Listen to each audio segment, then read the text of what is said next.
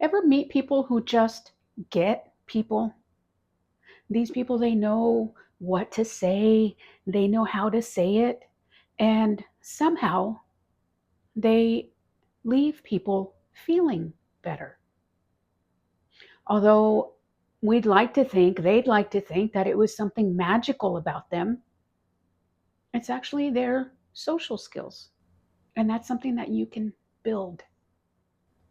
Welcome back to the EQ Classroom. My name is Susan. I am your host for this channel. You already know anything, everything, all emotional intelligence, leadership, personal development, and overall well being. Today, we are talking about social skills. That's the last of the domains of emotional intelligence that I am covering.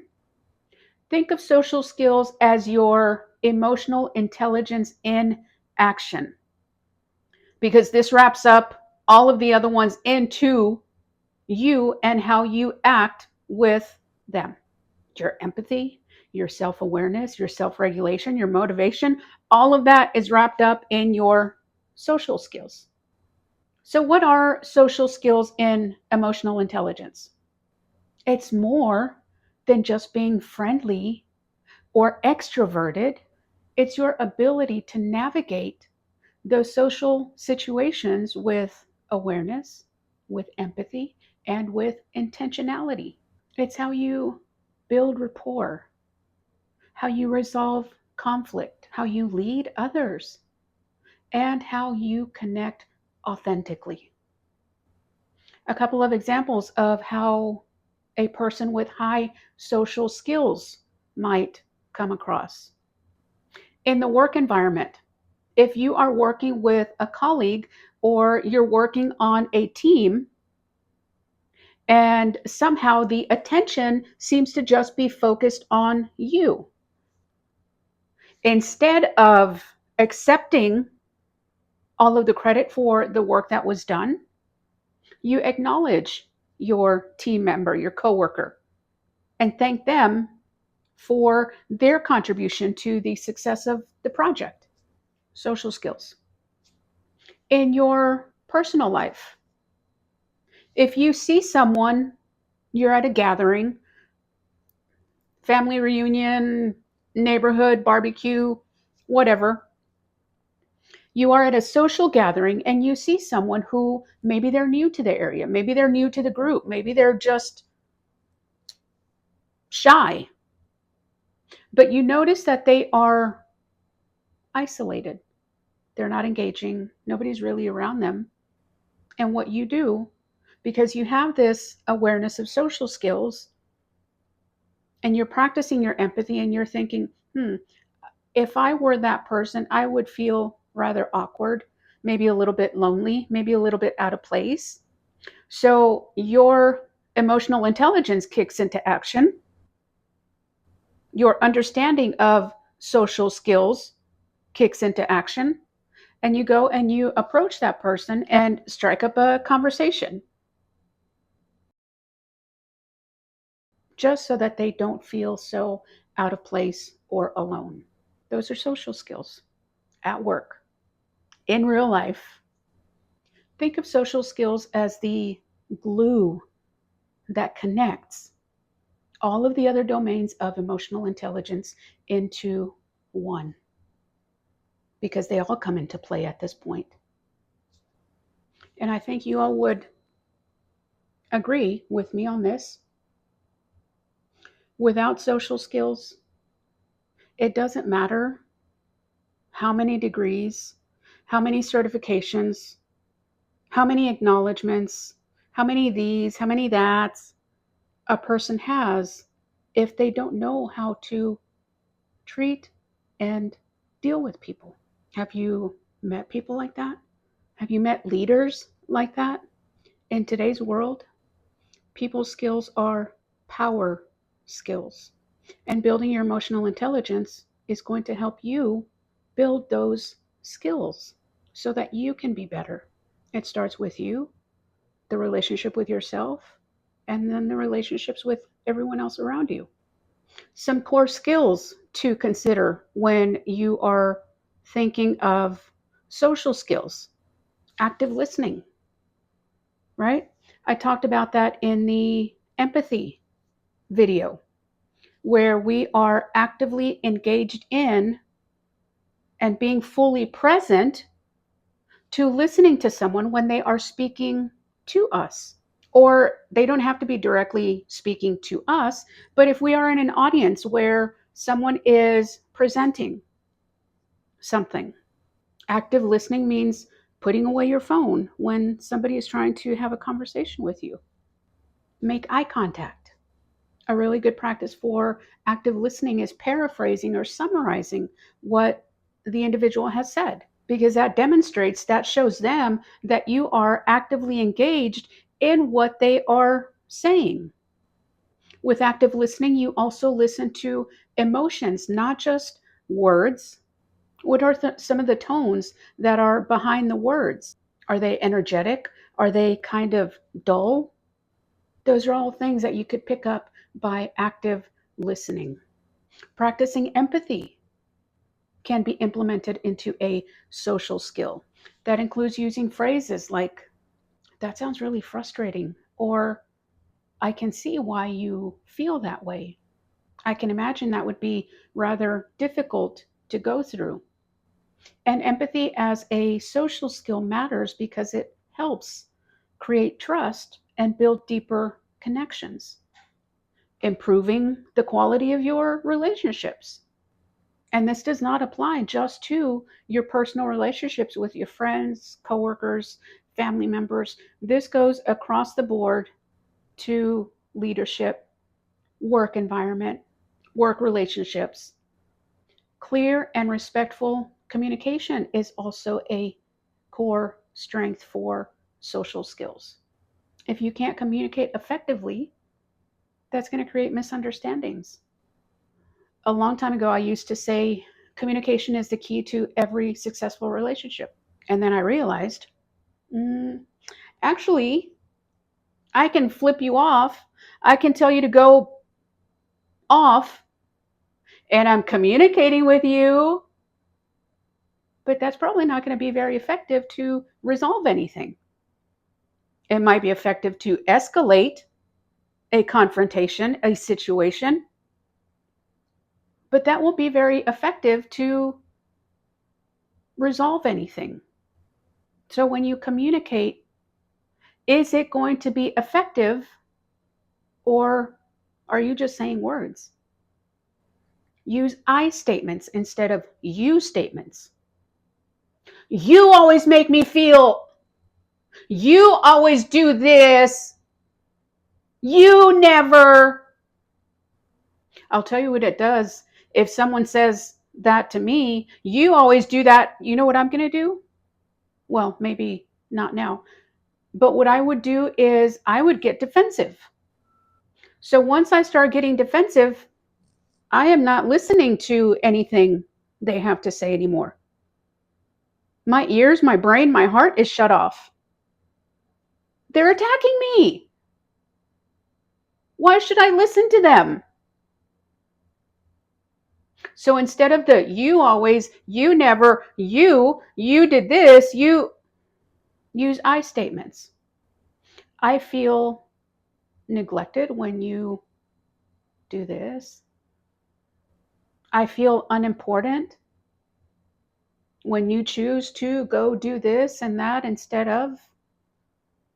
I feel like you don't appreciate me after I've done this and you go and do that.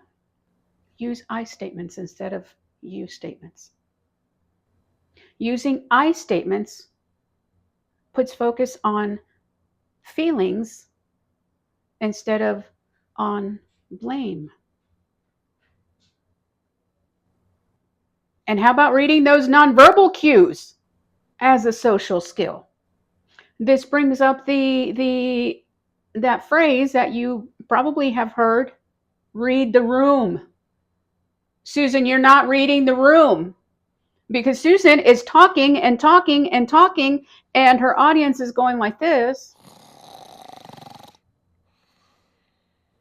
But her social skills are lacking. So she doesn't know that those nonverbal cues are trying to say things to her. A positive way that you could use the reading of nonverbal cues is to mirror somebody's body language. That shows the other person that you are engaged, that you are interested in building rapport with them. And the last one I will talk about here is conflict management. How does social skills, how does being social help me with conflict management, Susan? Well, because even though you're not going to go in there, you're not going to go in there and break up a fight and risk getting punched in the face. It's not about avoiding conflict. It's about handling it constructively. It's about staying calm and curious and not getting defensive. Because at this point, you would understand that there is something going on with that person that is causing them to be so passionate. We'll use that word, passionate, about whatever is causing the conflict.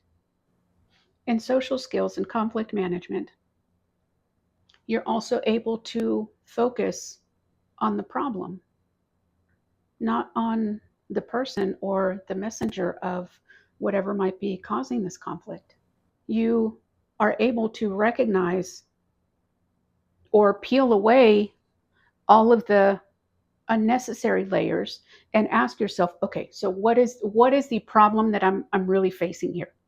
What is happening? You focus on the problem and then you deal with how to figure it out and how to problem solve. Now, I did just mention a few core social skills. That is not by any means all of them, because there are so many ways in which you can improve your social skills. But becoming aware, starting to become aware of some of these, some specific ones, will help you to start establishing or developing or improving your social skills so that that could help your emotional intelligence. Now, some things that you could practice in your daily life and everyday life: ask open ended questions. Try to avoid the yes no questions. Did you have a good time? Yes. How was the concert? Was there anything in specific that you really enjoyed, or maybe you didn't enjoy as much? You get more information by asking open ended questions. Goes same for when your kids come home from school. How was your day? Oh, it was good. Did you have a good day? Yes. Did you learn anything? No. Ask open ended questions. Think about your day and tell me about something that you really enjoyed.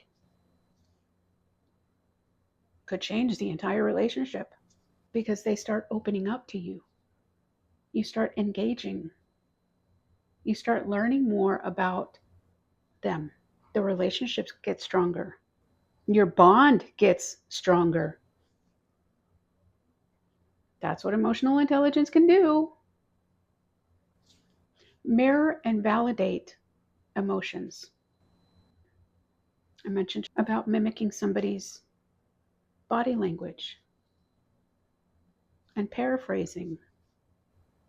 When you paraphrase and summarize what someone has shared with you,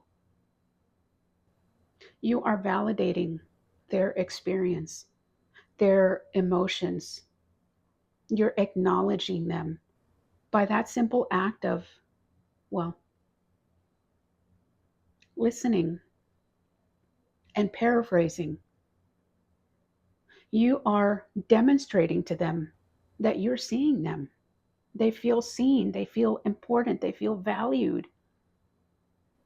Let's practice a little bit of empathy there and think and put yourself in their shoes.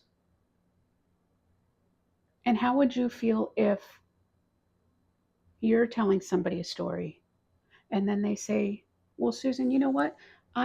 What I heard you say is that you were having a really tough time at work and you were feeling really frustrated and you were just at your wits' end. That is exactly how I was feeling. And me just doing that now, like there is a little bit of comfort or warmth in my chest because I know what that feels like. So imagine what you could do starting starting in your home, starting with your family, starting with your kids, your spouse. Imagine what that could do to those relationships. Doesn't cost you any money. Doesn't cost you any time, really. It does cost effort. It does cost intention. It does cost willingness. But imagine how your relationships can improve with those simple changes.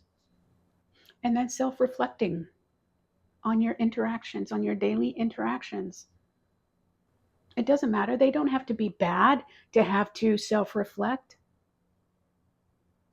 But after you have an interaction with someone, it could be the cashier at the grocery store, it could be the barista at your local coffee place, could be your family member, could be your long lost cousin, could be somebody at work. After an interaction, just self reflect. Okay, what went great? What went well? What wasn't so great? What could I have done better? Where did I miss that social cue?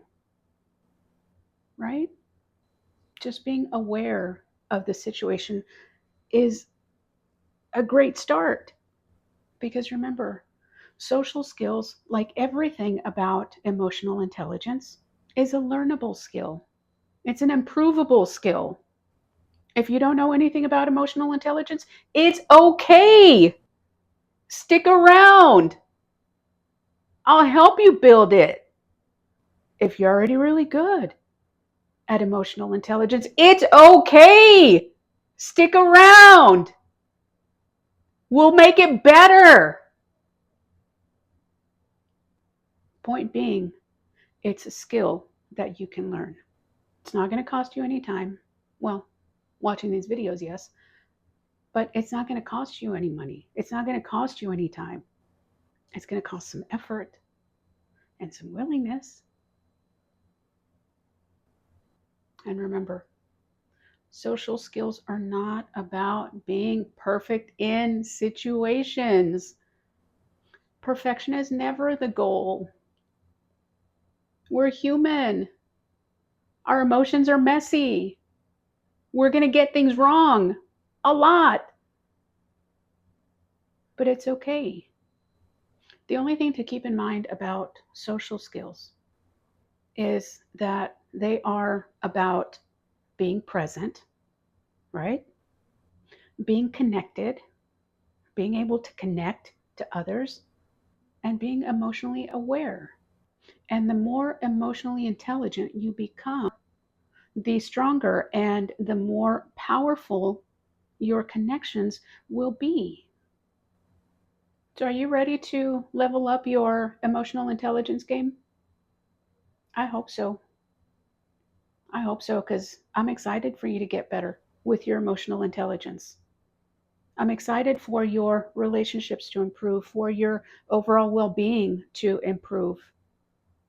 So, stick around for my other videos. I just finished the fifth element of the 5 domains of emotional intelligence. It was social skills that I just discussed. So, the videos that are to come, they're actually going to be about emotional intelligence and how they relate to leadership and personal development. So they are going to be more specific about very specific topics. So stick around. Let's do this journey together. How about you do that like thing?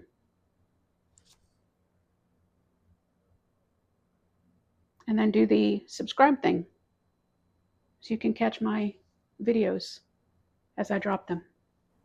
And drop a comment below. Is there a social skill that you're working on now? Now pay attention. I just asked a close-ended question because that's a yes or no. Is there a social skill that you're working on now? You could say yes or no. That's a close-ended question.